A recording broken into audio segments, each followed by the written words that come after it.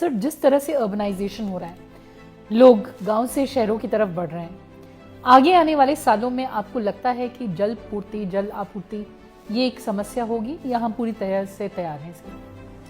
देखो, पूरे देश में हमारी जो आवश्यकता है उससे कई गुना बारिश होती है। 4000 BCM बारिश होती है। हमारी आवश्यकता है 1120 BCM की। विकसित भारत की जो कल्पना माननीय प्रधानमंत्री मोदी साहब ने जो की है, उस वहाँ तक भी हमारी आवश्यकता सिर्फ 1180 BCM की होती है। हमारा प्रश्न है कि आज तक जो डैम हमारे पास 6500 डैम बने हैं, उसकी नदी, जलाशय, उनकी सबकी जल संचय करने की कैपेसिटी है वो सिर्फ 7.5 लाख BCM की है। 7.5 लाख BCM के पर बाकी जो है उसके लिए हमें और व्यवस्था करनी पड़ेगी। तो 7.5 BCM में बाकी का पानी हम ज़मीन से निकालते हैं, दोहन करते हैं, कई जगह अति दोहन भी करते हैं। तो ये व्यवस्था अगर हम जल संचय की ज़्यादा कर पाएँ तो हमें कभी भी पानी की जो किल्लत नहीं होगी।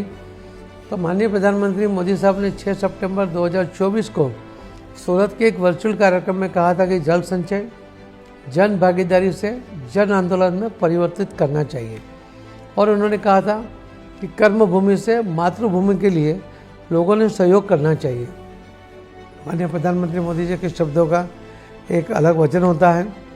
लोगों ने हमने करीब 40 लाख स्ट्रक्चर पूरे देश में अलग अलग स्टेट में बनाए और सभी पैसा लोगों ने अपने पैसे से खर्च किया। उन्होंने अपने कॉन्ट्रैक्ट खुद से दिया और उन्होंने ये स्ट्रक्चर बनाए। कुछ पैसा मनरेगा से भी लगा, कुछ लगा अटल भूजल से भी लगा, और सबसे ज़्यादा लोग उसमें इन्वॉल्व हुए और इतना बड़ा काम उसके अंदर हो पाया। इस बार भी हमारा टारगेट है टोटल 1 करोड़ जाने के लिए और हम उसके ऊपर आगे बढ़ रहे हैं। तो जल संचय का अगर काम ठीक से होगा, जो पुनर्भरण की जो बात है वो अगर ठीक से होगी तो मुझे लगता है कि हमें पानी की किल्लत कभी नहीं होगी।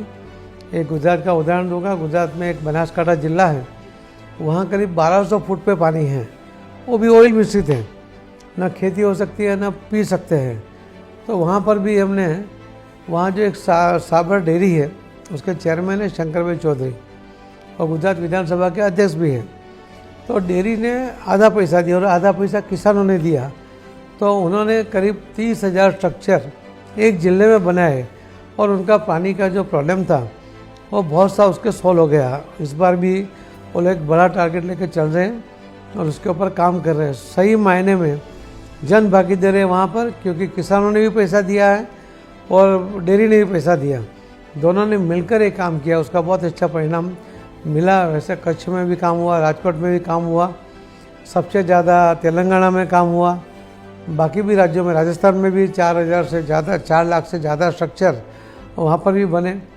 तो अपने आप में लोग उसके साथ जुड़ते चले जाते हैं, लोग उसके अंदर हेल्प भी करते हैं, जवाबदारी भी लेते हैं। तो इसकी वजह से हमें पानी की कोई किल्लत होगी वो मैं नहीं मानता। मैं मानता हूँ व्यवस्था अगर हम ठीक से कर लेंगे तो हमारे पास सरप्लस वाटर है।